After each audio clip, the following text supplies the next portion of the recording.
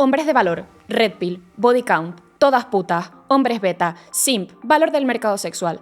Estos términos que resuenan constantemente en redes sociales no solo son palabras de moda, son parte de un lenguaje que está configurando la manera en que muchos jóvenes entienden las relaciones entre mujeres y hombres. Pero, ¿qué significan realmente? ¿De dónde vienen? Y sobre todo, ¿por qué se están normalizando de manera tan peligrosa? Estos términos son una parte de lo que conocemos como la manosfera, un espacio digital en el que se congregan comunidades virtuales antifeministas cuyo principal objetivo es oponerse a los avances en igualdad y derechos de las mujeres.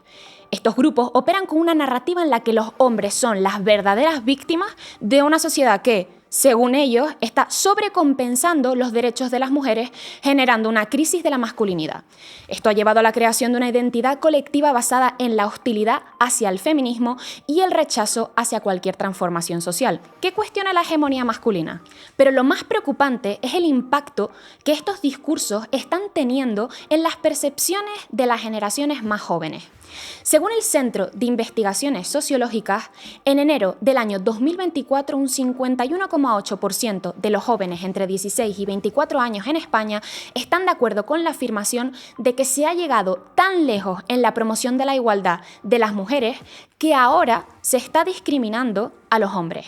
Esto no es un fenómeno aislado ni marginal, es la cristalización de un malestar que encuentra refugio en estos espacios virtuales, donde se articulan narrativas que tergiversan la realidad social y perpetúan la misoginia. Dentro de la manosfera hay youtubers autoproclamados antifeministas que capitalizan la frustración de muchos hombres jóvenes. A través de sus vídeos crean una sensación de comunidad, donde los problemas personales se atribuyen a un feminismo supuestamente hegemónico que estaría amenazando su lugar en el mundo. Estos creadores de contenido no solo fomentan el odio hacia las mujeres, sino que además ofrecen soluciones simplistas que apelan a las emociones más básicas: ira, resentimiento y una nostalgia por un pasado en el que los hombres ocupaban, sin cuestionamientos, el centro del poder.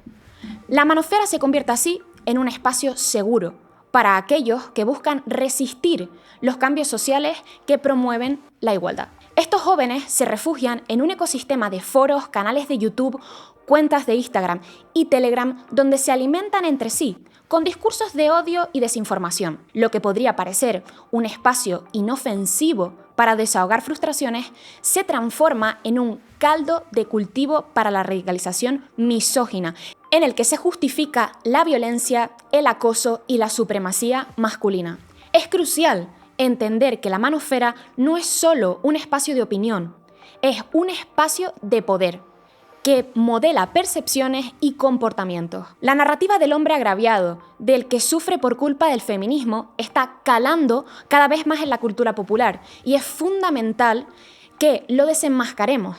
Detrás de memes, términos de moda y discursos supuestamente humorísticos se esconde un movimiento que está contribuyendo directamente a perpetuar la desigualdad y el odio hacia las mujeres.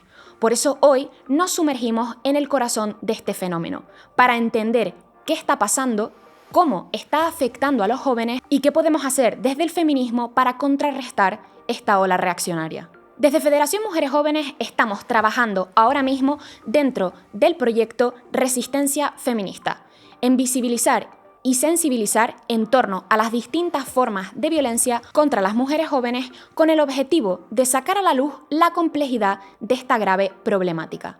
Bienvenidas todas a Poco Nos Quejamos, un espacio de Federación Mujeres Jóvenes. Mi nombre es Raquel Pérez Benasco, formo parte de la Junta Directiva de Federación Mujeres Jóvenes, soy feminista, entre otras cosas, porque aquí está mi certificado de Charo, y soy más canaria que ir a la playa un 25 de diciembre. Desde Federación estamos muy contentas de compartir este espacio con todas ustedes y seguro que va a ser un ratito muy enriquecedor.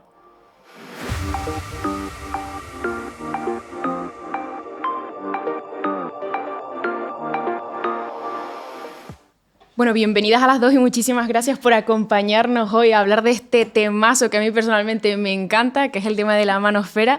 Y antes de empezar me gustaría pues presentar a las increíbles invitadas que tenemos aquí en el día de hoy. Vamos a empezar en primer lugar por Aimé Román. Ella es activista, divulgadora feminista, filósofa analítica y contemporánea y dirige el podcast No Obstante. Aimé, muchísimas gracias por estar aquí con nosotras hoy. Jolín, ya digo, ha mencionado el podcast. Digo, yo no sabía si podía mencionarlo, Hombre, ¿no? claro que sí. Por supuesto. Muchas gracias. Gracias por estar aquí con nosotras.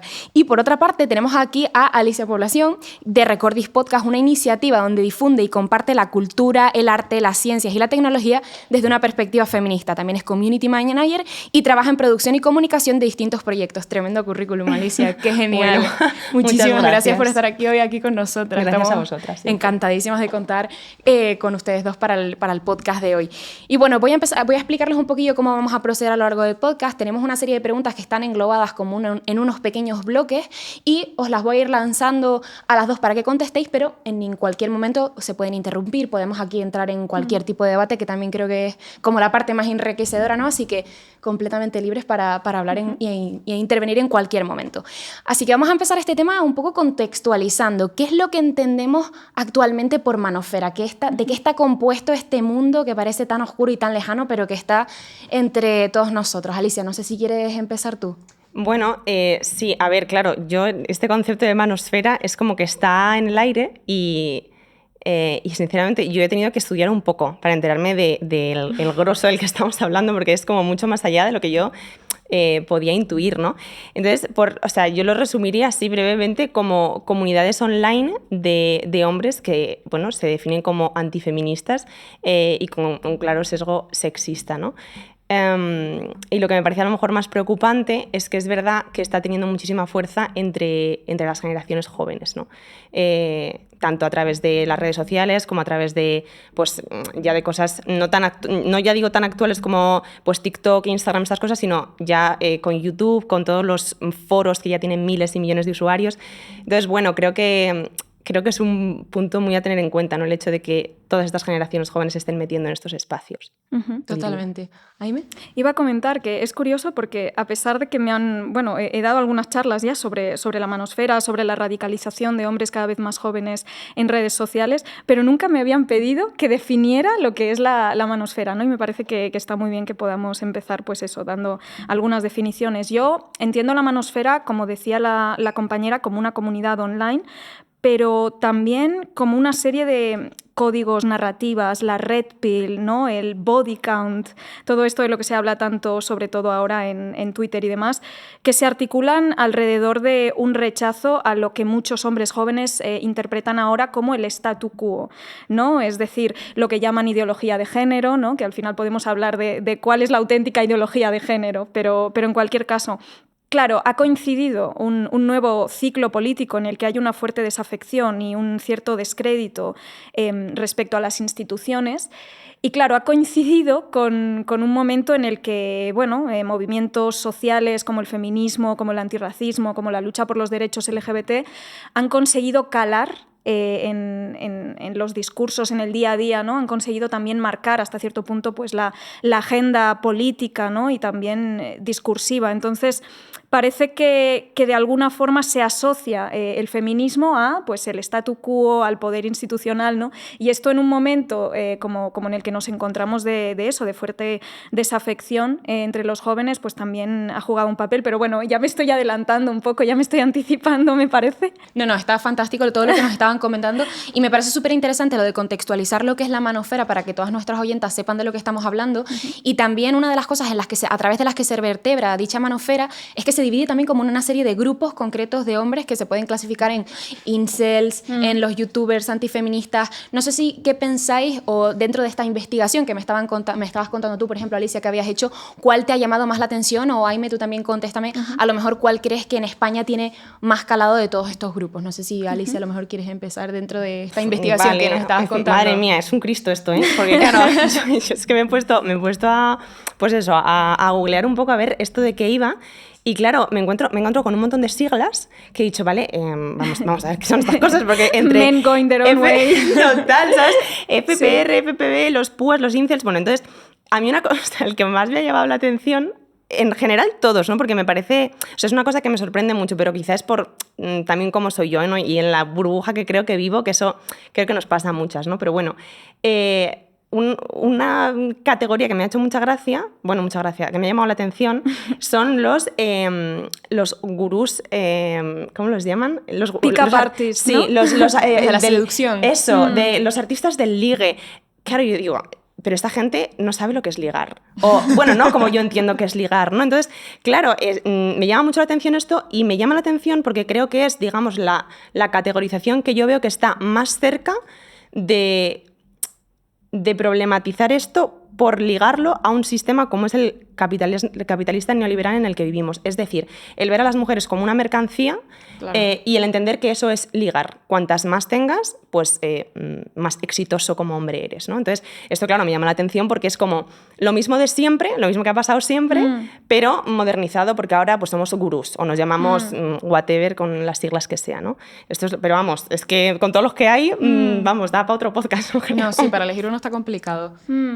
Yo os iba a decir que como decía la compañera, es verdad que muchas de las cosas que estamos viendo al final son reciclar la misoginia de toda la vida, pero vemos como algunos elementos característicos distintos. Por ejemplo, una cosa que yo noto es cómo las violencias machistas digitales, ¿no? La cosificación constante, los comentarios, etcétera, ahora mismo son más autoconscientes. Quiero decir, hay una mayor intencionalidad política. No es tanto que los hombres ahora sean más machistas que antes, porque antes lo que ocurría es que normalizábamos y naturalizábamos muchas conductas y, bueno, muchas actitudes que ahora veríamos hasta qué punto, ¿no? Pues tienen ciertas implicaciones, ¿no? Antes no le dábamos tantas vueltas, ¿no? Entonces quizás no teníamos las herramientas para identificarlo. Pero lo que sí que es cierto es que antes, por ejemplo, lo que podemos llamar slut shaming, ¿no? Esto de, bueno, pues juzgar a las mujeres en función del número de parejas sexuales que han tenido, esto siempre ha existido y siempre ha sido una forma de disciplinar sexualmente a las mujeres, de regular la libertad, bueno, constreñir la libertad sexual de las mujeres, pero tengo la sensación de que antes se hacía de forma un poco más intuitiva, como obedeciendo a lógicas patriarcales, pero que uno no era tan consciente de estar siguiendo, mientras que ahora tengo la sensación de que es una violencia mucho más expresiva, que quiere decir algo, ¿no? Mira, feministas, ahora nos estamos rebelando contra vosotros, contra vosotras, ahora estamos haciendo gala de esta misoginia, ahora la rebeldía se ha vuelto de derechas, lo que antes considerábamos el statu quo, el conservadurismo, etcétera, ahora es lo disruptivo, es lo irreverente, ¿no?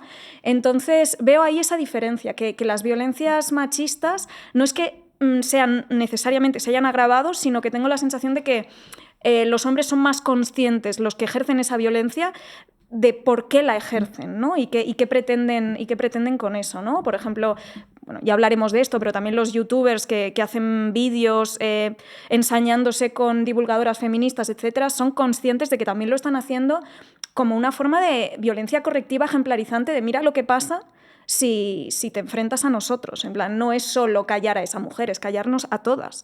Entonces tengo la sensación de que antes se entendía más como una travesura, evidentemente seguía siendo machismo, claro, pero no. Tengo la sensación de que ahora son conscientes de estar disputando una guerra cultural, sienten que se ven amenazados y por lo tanto es una violencia como más reactiva, ¿no? No, sí, totalmente. Y que al final ha calado en los jóvenes, 100%. Es una cuestión que está en el día a día y que lo vemos en nuestros amigos, nos vemos en nuestros familiares, que es una cuestión que se discute muchísimo y que ya ha calado en todos nosotros. Y a mí me gustaría preguntarles que dentro de esta manosfera, ¿cuáles son los mecanismos que se utilizan para que sea tan atractiva para la gente joven y específicamente para los hombres jóvenes? ¿Qué es lo que les atrae a unirse a estos foros, a estos canales de YouTube con cientos de comentarios misóginos, etcétera? Bueno, a ver, yo creo que es un poco lo que decía Aime también, ¿no?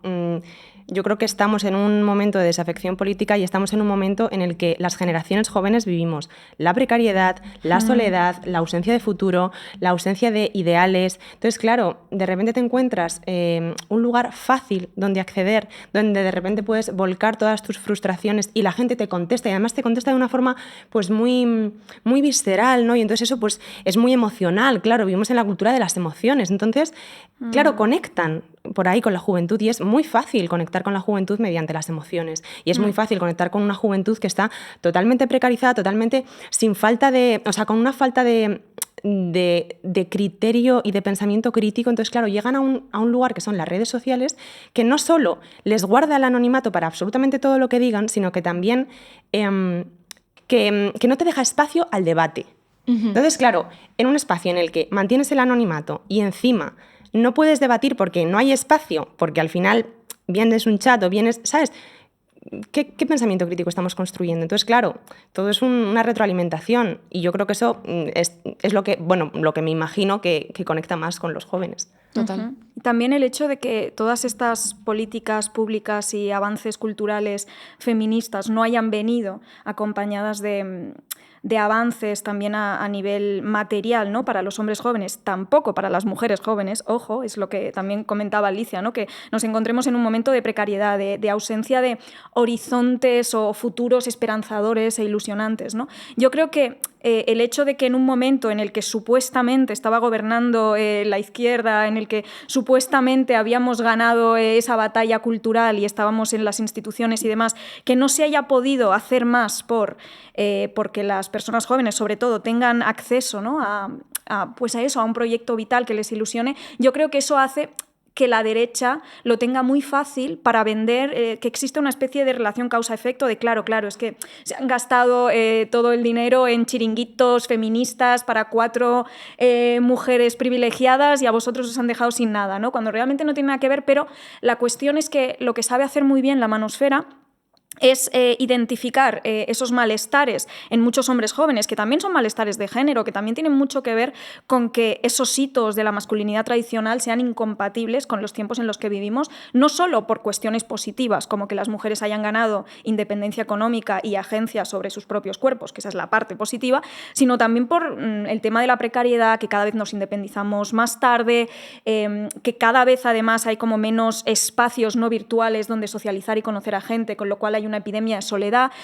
Hay ciertos malestares que están ahí y lo que hace la manosfera es presentar un culpable que evidentemente es ilusorio, ¿no? O sea, digamos que el diagnóstico que hace del problema de, ostras, la gente se siente mal, eso lo hace bien, pero luego a la hora de achacarlo al feminismo, ahí es donde eso ofrece soluciones fáciles, chivos expiatorios.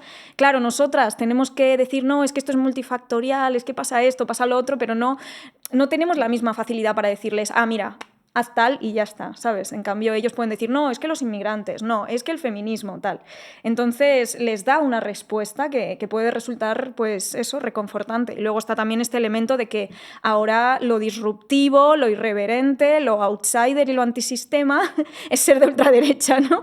O sea, se han apropiado también de la idea de libertad, se han apropiado de la idea de autonomía, ¿no? Han sabido apropiarse de pues, todos estos conceptos que siempre han ido muy ligados a los movimientos sociales y a los proyectos emancipatorios. ¿No? Y yo creo, perdón, pero es que a raíz de todo esto que estás diciendo, yo creo que también hay una falta de entender los conceptos. O sea, vamos a definir libertad, vamos a definir soledad, vamos a definir los malestares y vamos a entenderlo de forma común y conjunta para llegar a soluciones comunes y conjuntas, porque si no es que partimos de una base que no es común, ¿no? Yo siempre lo digo, que hay que empezar a ver, conceptualizar es politizar, ¿no? Entonces, si partimos ya de esto, vamos a empezar por el principio. Celia Moros ahí. No, sí, totalmente. ¿Y creéis que de alguna forma a lo mejor estos grupos también vienen directamente aparejados de este resquebrajamiento de la masculinidad que hemos visto a lo largo de los últimos tiempos y que están buscando como una especie de comunidad en la que estar juntos y tener apoyo entre los unos o los otros? No sé cómo creéis que funcionan estas comunidades en este sentido de justamente lo que tú hablabas, de a lo mejor no sentirse tan solos buscándolo en los sitios equivocados, que decía Aimé. Sí, yo creo que ocurre una cosa que es que, claro, el feminismo ha hecho una crítica pues, dura y cruda a los mandatos de la masculinidad, a lo que representa el modelo de masculinidad heterosexual, viril, ¿no? Heteronormativa. ¿Y qué pasa? Que muchos hombres jóvenes sienten un apego identitario con esa masculinidad, sienten que es lo que les define, que forma parte de ellos, que la única forma que tienen de poder realizarse, de poder ser alguien en la vida, es ajustarse, ¿no? A esa masculinidad. Entonces, cuando nosotras somos críticas con esos mandatos, que en realidad en muchos sentidos también les neurotizan y les coartan y les impiden pues expresarse de otras maneras, ¿no? De otras maneras más libres, considero yo, lo sienten como un ataque pues al fundamento más íntimo de lo que son, ¿no? Entonces, creo que en este sentido es lo que tú decías. Ellos pues buscan espacios donde sentirse...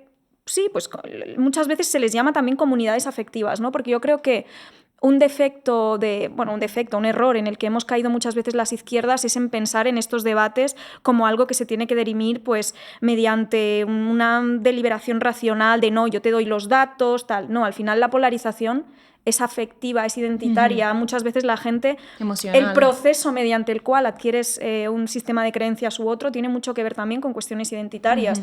O sea, esa es la razón por la que existe el terraplanismo realmente. ¿Realmente crees que la Tierra es plana o lo que pasa es que quieres sentir que formas parte de una élite que está por encima de la masa borreguil y que has descubierto algo que los demás no? Y tener como una comunidad con la que socializar. Pues un poco con los Red Pill lo veo un poco así. O sea, yo creo que empiezan entrando en estos espacios sin necesariamente comprar del todo estas narrativas, pero bueno, tienen un espacio donde socializar, hablan de cosas que piensan que en otros espacios no pueden contar, lo que sea, y al final pues acaba...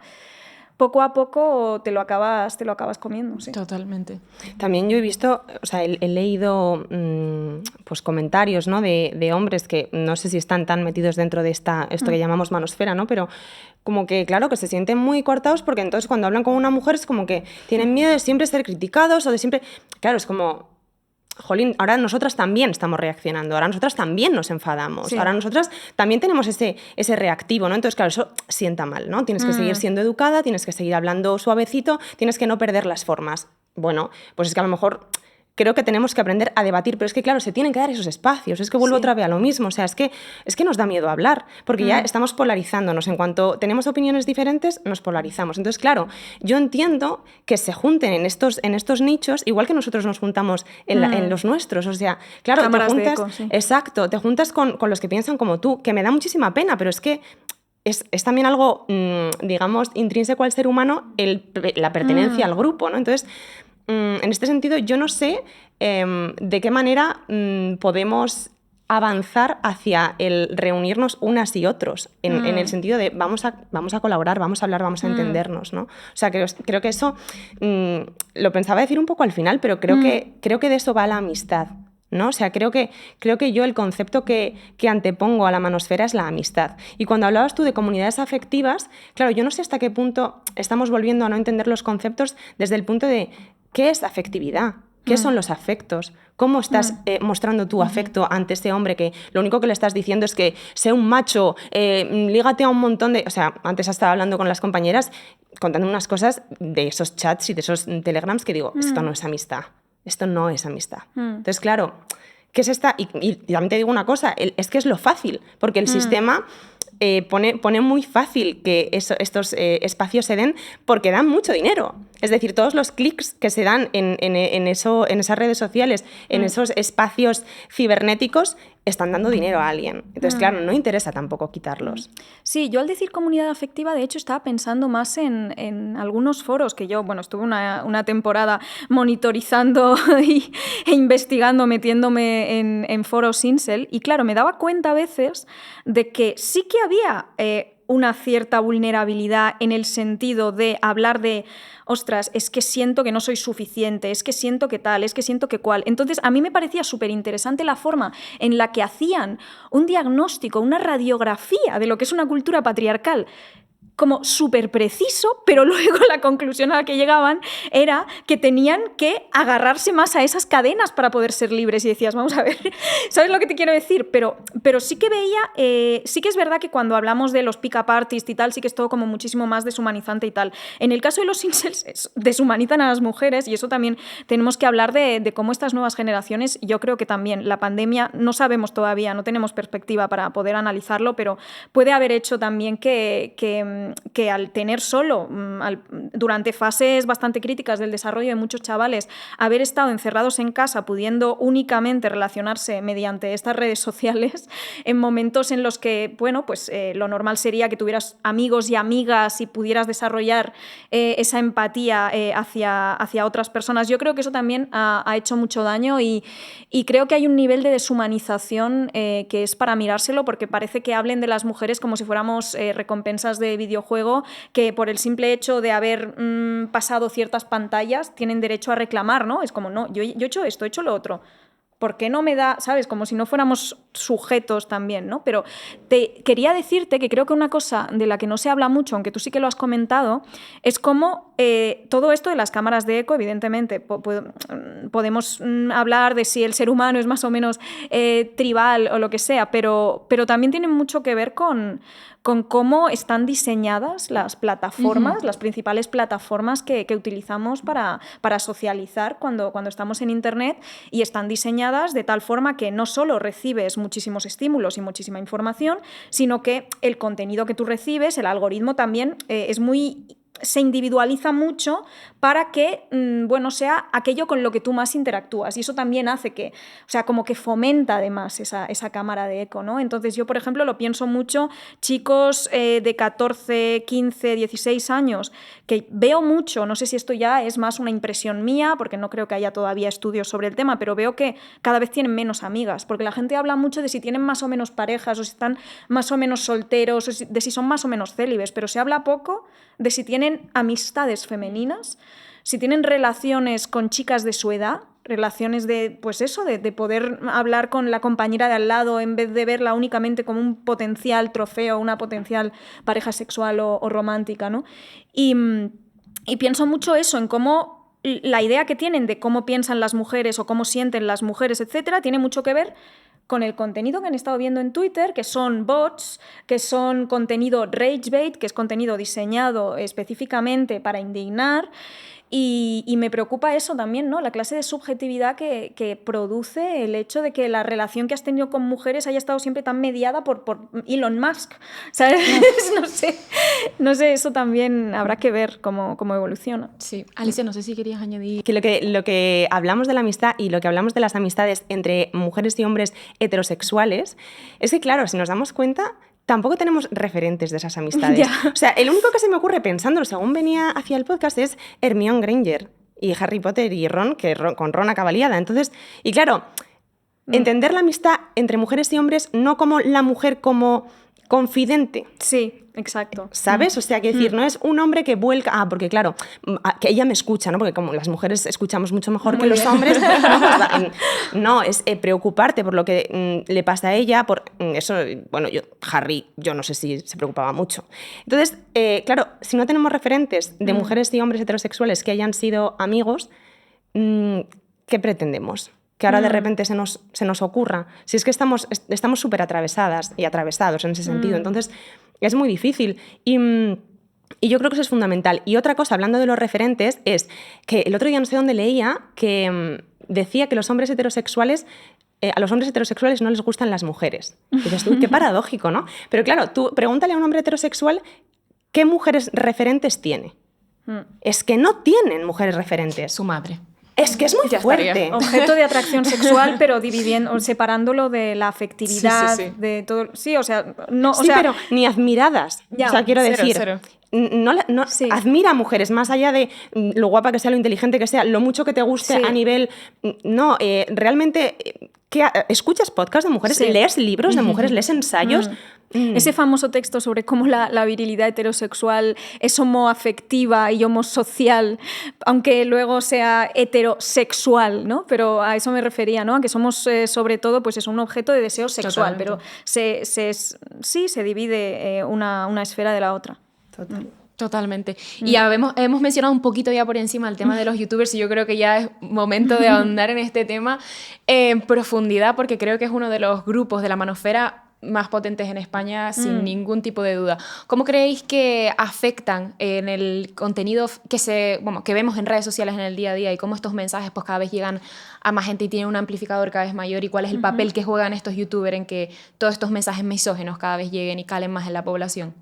Yo creo, igual esta es una opinión popular, pero a veces me pregunto si no son más peligrosos los youtubers que no son explícitamente políticos, es decir, no se presentan a los jóvenes como, bueno, vamos a a hablar de por qué las feministas tal, sino que quizás, pues bueno, hablan de actualidad, de videojuegos, de lo que sea, y de forma sutil, insidiosa, como quien no quiere la cosa subliminal, van reforzando esos discursos y hacen que quizás esos chavales cada vez estén más receptivos, ¿no? Sean más susceptibles de ser seducidos por esos cantos de sirena de la manosfera, ¿no? Porque, o yo qué sé, ven contenido motivacional, pero luego en ese contenido motivacional y pseudoestoico se va colando ideología patriarcal. Y entonces es más fácil que poco a poco te vaya pareciendo más razonable Andrew Tate, ¿no? Como que yo tengo la sensación de que hay un... ¿Cómo lo llaman siempre? En pipeline lo llaman siempre. No sé si tiene una traducción, pero sabéis a lo que me refiero, ¿no? Entonces Sí. a veces me pregunto si igual es lo que nos falta en la izquierda, ¿no? Porque una persona que quizás entre a ver nuestro contenido es alguien que ya está politizado, que incluso aunque no pueda no estar de acuerdo al 100% con lo que decimos o no suscribir al 100% lo que decimos, está receptivo a escuchar. Pero un chaval de 17 años que se considere despolitizado y demás, quizás no va a entrar en este podcast, ¿no? Quizás lo que estamos haciendo nosotras sirve más para rearmar ideológicamente o para reflexionar con quienes ya más o menos están en las mismas coordenadas. Pero me pregunto si quizás lo que nos falta precisamente a la izquierda es por ejemplo, eso, más streamers, más contenido que no necesariamente sea explícitamente político, porque todo lo es, pero que a la hora de abordar noticias, cuestiones que puedan estar más o menos tangencialmente relacionadas con el feminismo, las mujeres, etcétera, tengan una postura feminista. Pero no el hecho de ser feministas no sea como su reclamo lo que hace que la gente entre, pero que eso me lo he preguntado muchas veces, porque bien que ellos tienen a los chocas y tienen a todos estos... Bueno, que no quiero ponerme a dar nombres, ¿no? Pero me refiero a que tienen a muchos creadores que quizás no se presentan como se consideran apolíticos. No, y que justo lo que acabas de decir tú, que estás jugando un videojuego o lo que sea y enseguida te meten algún mensaje subliminal que te cala. Que te cala porque estás prestando atención a algo completamente distinto. Totalmente. Pero que cala de igual manera. Yo no sé qué piensas tú al respecto. Sí, yo creo que, bueno, estoy totalmente de acuerdo con lo que dice Aime, pero también creo que está pasando una cosa a nivel general y que creo que en YouTube se ve precisamente por lo que dices tú, ¿no? En plan de, bueno, subliminalmente, y es que se está tergiversando el concepto otra vez de violencia sexual. O sea, ahora violencia sexual solo se entiende que es la violencia física, la que te produce un daño físico, pero es que va mucho más allá. Entonces, claro, violencias digitales. Si no empezamos por ahí, sí. O sea, si no empezamos a realmente discernir que lo que diga X youtuber está siendo también violencia sexual, es que claro, nunca vamos a ser capaces de, pues eso, de sacarlo de ahí y decir, esto no lo cojo de ese vídeo. Me puede encantar el contenido que está hablando sobre videojuegos, pero esto lo desecho. Claro, si no lo sabemos distinguir, no lo sabemos desechar. Entonces, quizás es muy buena idea lo que dices tú, ¿no? Que también en todos los espacios feministas, que los espacios no se denominen, que el rasgo fundamental no sea feministas, sino que a lo mejor dentro de lo que tú te dediques a hacer, pues que vayas metiendo también feminismo subliminal. Claro. ¿Sabes? Que igual el es feminismo sea algo que lo impregne todo, que sea más transversal, que no sea Tenemos la sección mujeres y feminismo, como algo estanco, algo al margen, ¿no? En plan, en un sindicato está la sección mujer... No, esa perspectiva de género tiene que informarlo todo, ¿no? Pero es que esto pasa a nivel general. O sea, quiero decir, es que hay un congreso y es Congreso de Mujeres Escritoras. Coño, pues será de escritoras en todo caso. ¿Para qué pones mujeres? ¿No? Pero siempre se enfatiza, o en los conciertos pasa muchísimo ahora. Es una subsección. Claro, en los conciertos, en la música clásica es muy heavy. Yo que soy violinista, he estado toda mi vida metido en el mundo de la música clásica y jolín, es muy fuerte como no se programan compositoras y cuando se programan es concierto de compositoras. Concho, pues mete todo, ¿no? O sea, ¿por qué no estamos juntas todas y todos? ¿No? O sea, creo que pasa mucho eso. Y claro, seguimos haciendo esa separación no solo entre feministas, que también hacemos mucho nicho, sino a nivel global. O sea, todas las políticas de igualdad siguen poniéndonos aparte unas y otros, ¿no? Entonces, esto puede ser contraproducente, yo creo, en ese sentido. A veces sí. Sí. Y algo que también hacen estos youtubers mucho es crear vídeos contestando a feministas. Y esto crea también una ola en los perfiles de divulgadoras feministas, muy probablemente como ustedes, de personas completamente misóginas comentando sin parar cuestiones muy violentas en muchísimos casos. Y a mí me gustaría preguntarles en este sentido qué creen que pretenden con esto, callarnos, que no volvamos a subir más contenido. ¿Cuál creen que es lo que creen que hay detrás de todo esto? Básicamente expulsarnos de esos espacios, que no nos atrevamos a ocupar de la misma manera el espacio público. Luego además también parece sinceramente que hay una doble vara de medir respecto a cómo tenemos nosotras que argumentar, y no solo en cuanto a las formas, sino también pues eso, la claridad y la calidad de los argumentos para ganar un debate, ¿no? O sea, estaba pensando el otro día en lo de Julia, que puedes estar más o menos de acuerdo, Julia Salander, con lo que dijo, pero claro, Antonio Naranjo le responde una absoluta, no voy a usar la palabra, y la gente cree que ha ganado él cuando realmente él no ha argumentado absolutamente nada, ¿no? Entonces, como que tampoco estamos en una especie de libre mercado de las ideas perfectamente democrático donde va a ganar quien tenga razón. Como decíamos antes, ¿no? Sino que en este sentido tenemos las de perder, porque tenemos que no solo cuidar muchísimo más las formas, sino que también a la hora de ofrecer, o sea, yo siempre tengo la sensación de que a mí constantemente se me está pidiendo para cada cosa que digo, incluso cuando estoy hablando de cuestiones más anecdóticas o dejo claro que es una impresión mía, ya, pero esto, ¿dónde lo sacas? No sé qué, yo poniendo que sin metaanálisis, que eso no sé qué, pero cualquiera de estos puede hacer un vídeo de 40 minutos en el que no da ni una sola fuente de nada, o la única fuente que pone es de un artículo de opinión de no sé quién, y la gente ya dice, ostras, qué persona de verdad, cómo se nota que esta forma... ¿Sabes lo que te quiero decir? Como que evidentemente el listón no es el mismo, y estaba pensando mucho en cómo también un efecto que tiene el que cuando nos exponemos públicamente también seamos susceptibles de que nos hagan vídeos de este tipo y de sufrir esa violencia, que al final es eso, es correctiva, es ejemplarizante, es para que las demás vean lo que pasa. Como uno de los efectos que tiene eso es que cueste mucho, o sea, al menos, no sé, igual es una cosa mía, pero en mi podcast, como no es un podcast que específicamente trate el feminismo, aunque, como decía, todo, al final el feminismo lo vertebra todo, pero esa perspectiva feminista está siempre. Pero no es un podcast sobre feminismo. Entonces, me cuesta muchísimo que vengan mujeres para hablar de cuestiones de política, de sociales, socioeconómicas. Sí, o sea, no hay manera. O sea, no hay manera. Me cuesta mucho más, y tengo la sensación de que nosotras sentimos que tenemos que guionizarlo todo mucho más, prepararnos mucho más. Y a eso siempre se le ha llamado el síndrome de la impostora, pero digo, bueno, ¿hasta qué punto es un síndrome y hasta qué punto es simplemente constatar el hecho de que se te va a someter a un escrutinio mayor, y además si dices algo fuera de lugar, igual te conviertes en titular en todo el país, como le pasó a Julia, ¿no? Entonces es como, no sé, que hasta qué punto es un síndrome y hasta qué punto es pues un producto más, una respuesta a este tipo de violencia de la que hablas, que es violencia digital machista. Total. Alicia. Yo estoy de acuerdo contigo, y además añadiría, o me iría a lo mejor a algo mucho más, no sé si sencillo, fijándonos en el sistema otra vez, ¿no? Un sistema capitalista en el que ahora además está muy de moda el feminismo. Entonces, claro, de repente te pones a criticar o a llevar a la tele a una activista feminista que tiene muchísimo seguimiento en redes, y de repente es que haces el programa. Es que de repente tienes unos niveles de audiencia de la leche. Entonces, claro, es como, a ver, evidentemente hay un correctivo ahí implícito, y de que básicamente que nos callemos la boca. Pero por otro lado es, bueno, si no se van a callar, por lo menos vamos a aprovecharlo, sí, y que nos den dinerito. Sí. Eso es lo que yo veo que está pasando. Las convertimos ahora en monos de feria, Exacto. pero además como en desigualdad de... Exacto. Sí. Entonces, claro, a mí me da mucha rabia porque con lo que decías de ganar o perder, ¿no? En esto de los debates, ¿no? Ganar o perder, claro, es que si es que no hay debates, es que quién va a ganar y quién va a perder. ¿Cuál es el criterio, no? Claro, para que decir, dirimir quién... que insultes es ganar. Es que, no, o sea, ¿qué nos estamos volviendo? ¿Tontos en esta sociedad? Te quiero decir, es que ¿cómo podemos verlo así? O sea, ¿cómo podemos dar por hecho que ha ganado porque no te dejen hablar en un programa, porque te insulten en un programa y porque te acabes yendo? Es que, jolines. Entonces, claro, yo creo que no podemos hablar de términos de ganar o perder. Tenemos que buscar el diálogo continuamente y, por favor, darnos cuenta del contexto en el que vivimos. O sea, está muy de moda el feminismo y les viene muy bien, primero, tenernos...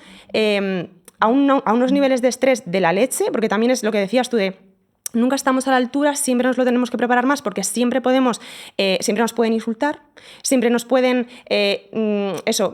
rebatir los argumentos, pero de una forma tan simplista que hasta a nosotras nos cuesta contraargumentar. Entonces, claro, dices, ostras, pero es que estamos en la base, ni siquiera estos argumentos que me estás mostrando, ¿no? Y luego otra cosa, creo que tenemos que tener muy en cuenta, que esto es un básico del feminismo, pero elegir nuestras batallas. Sí. O sea, quiero decir, cuando hay un muro, tío. Y hay cosas que... Concentrar la energía en otras cosas. Claro. Yo, sobre esto, de hecho, ya digo, no sé si tengo una opinión impopular, pero a veces creo que hay que encontrar un equilibrio entre eso, entre el acunar demasiado, decir a los hombres lo que quieren oír, como hace la manosfera, para que te vean como la buena feminista, es decir, no hay que caer en eso, pero sí que es verdad que a veces dices, bueno, si lo único que te apetece igual es insultarle, que es perfectamente lícito, igual, no sé, quiero decir que hay que buscar alguna forma, y es complicado, porque ¿cómo haces pedagogía sin que parezca que eso, pues que estás acunando demasiado, que estás intentando dulcificar? No, yo creo que no es cuestión de edulcorar el feminismo en el sentido de negar los datos que son los que son, negar que la violencia machista, la violencia sexual, la violencia de género es epidémica, que no es algo anecdótico, que no es algo que haga siempre el de fuera, siempre el otro, siempre el racializado, siempre el lobo solitario que te asalta y aparece por la noche y está agazapado detrás de un arbusto, ¿sabes lo que te quiero decir? O sea, sí que creo que todas esas cosas ahí no hay que hacer concesiones, pero sí que muchas veces me pregunto si somos lo suficientemente tácticas, lo suficientemente... si tenemos clara cuál es la estrategia a nivel comunicativo, porque a veces es como, yo entiendo que en el corto plazo lo que apetece es desahogarse, pero a veces me pregunto si hemos acabado creyendo que ese desahogarse es en sí mismo una estrategia política, ¿no? Y no creo que lo sea, pero al mismo tiempo tampoco me siento en posición de decir a las mujeres que no tengan derecho a verbalizar ese hartazgo cuando han estado intentando hacer pedagogía con un misógino recalcitrante que no hay manera de que entre, ¿no? en razón. O sea, como que tengo mucho esa tensión, como esa ambivalencia, ¿no? Y ya, desafortunadamente, estamos llegando al final de este podcast y que me encantaría escucharlas muchísimo más. Y yo, como última pregunta, sí que me gustaría saber desde sus perspectivas qué podemos hacer y qué pueden hacer los diferentes agentes, pues los medios, las redes sociales, la educación, en contrarrestar todos estos efectos de la manosfera y los discursos antifeministas que vemos en redes. Bueno, yo en cuanto a sistema y a educación, en fin, hace falta una educación afectiva, una educación sexual integral, creo que eso lo sabemos todas, y quien no lo sepa es porque creo que no lo quiere ver, pero creo que eso es necesario. Pero yo iría más al concepto que hablaba antes de lo de la amistad, o sea, de realmente crear unos vínculos afectivos reales entre nosotras y entre nosotros, o sea, el entender que podemos tener amigos sin que necesariamente tenga que acabar una relación sentimental, y entender los significados de los conceptos. Es decir, es verdad que no vamos por ahí de, oye, soy profesor, te voy a enseñar feminismo, ¿sabes? Porque yo me he leído 80 libros y tú ninguno. No, pero a lo mejor es decir, oye, si te interesa, mira, te voy a recomendar este libro. O sea, yo creo que hay que hacer más clubs de lectura y hay que hacer más clubs de debate. Y yo creo que eso nos va a salvar, porque creo que hablando se entiende la gente y hablando se consolidan las relaciones y se consolidan los vínculos. Y yo creo que es necesario hacer entender a nuestros compañeros que es posible la amistad entre mujeres y hombres, y que además es muy bonito. Y me da mucha pena, antes lo comentaba con vosotras fuera, que la manosfera sea esto que hemos definido, que me parece tan triste, porque creo que sí que hay, pues lo que decíamos, ¿no? Un malestar de género, un malestar en general, que acudimos pues a nuestros nichos, cada una y cada uno a los suyos, una vez más separados, ¿no? Entonces, jolín, vamos a poner las cosas en común, porque es que tenemos muchas más cosas en común de lo que parece, ¿no? Entonces yo abogaría un poco por eso, y es lo que abogo con los hombres que conozco. Hacerse preguntas, siempre analizar todos los contextos que tenemos, y yo creo que eso nos va a salvar. O sea, al final, lo que en realidad es el feminismo, pero no lo voy a decir para que no se enteren, porque a lo mejor entonces no quieren, ¿no? Pero un poco eso, yo creo. Yo creo que es importante repensar, un poco como adelantaba antes, ¿no? Las razones que empujan a los hombres a sentirse tan seducidos, ¿no? Tan convencidos por estos discursos, y creo que parte del problema a veces nace de creer que, bueno, que llegan ahí mediante una especie de, pues eso, decisión racional, ¿no? Porque, claro, es que a los hombres, ¿cómo no les iba a interesar pues, apagar la llama del feminismo, ¿no? Porque, claro, eso obedece a sus intereses, objetivos, etcétera. Yo ahí, de nuevo, igual eso a veces es una opinión impopular o que levantan pollas, pero no creo que sea real, en el sentido de que, por supuesto, que a Manolo le jode que le digas que ahora él tiene que lavar los platos, ¿no? Igual a la persona que estaba acostumbrada a que su mujer se ocupara de todas esas labores reproductivas, al hombre que estaba acostumbrado a que su novia hiciera lo que él quisiera, ¿no? Es decir, yo entiendo que de alguna forma sí que pierden en ese sentido, es decir, sí que es verdad que les beneficia ideología patriarcal en ese sentido, en el sentido como más inmediato de, vale, recibes pues esa gratificación sexual o recibes pues esos cuidados no remunerados, ¿no?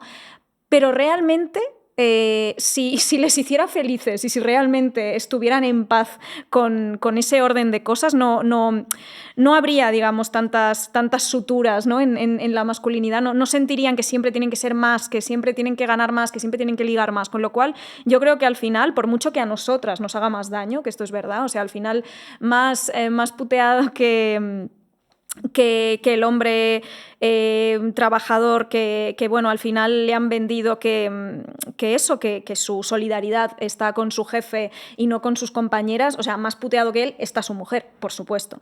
Pero tampoco él está ganando tanto como le venden, ¿no? Es decir, como que al final lo que se le vende es esa parcelita de poder, de estatus, para que se quede contento y asuma, pues eso, ser un trabajador explotado, etcétera, etcétera. Entonces, creo que es importante eso, como ofrecer un marco que dé cuenta de ese malestar que sienten y decirles, ya, pero es que la respuesta que os están dando aquí no es la solución a nada. O sea, básicamente creéis que vais a ser más libres sujetando con más fuerza vuestras cadenas, ¿no? Y tenéis que empezar a replantearos si realmente vale la pena, ¿no? Seguir sujetando esa masculinidad de esa manera. Y yo creo que en ese sentido se tiene que hacer pedagogía, pero como digo, siempre cuidando que no sea el típico oye, voy a ser buena para que no te vuelvas misógino, ¿no? Porque entonces ahí estás mandando un mensaje que no es.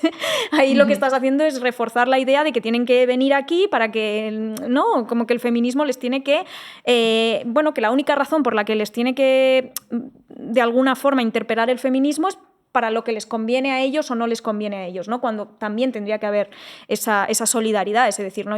Quiero que las mujeres se puedan emancipar, ¿no? Pero todos nos tenemos que emancipar, en cierta manera, así que totalmente. Eso. No sé, me he ido un poco del tema, lo siento. Perfecto. Ha sido súper interesante, así llegamos al final de este podcast. Muchísimas gracias, Jaime, muchísimas gracias, Alicia, y muchísimas gracias a nuestras oyentas. Ya saben que nos pueden seguir en nuestras redes, @Federación Mujeres Jóvenes. Nos vemos en el próximo podcast de Poco Nos Quejamos. Y amigas, gracias a que pedimos justicia y no venganza.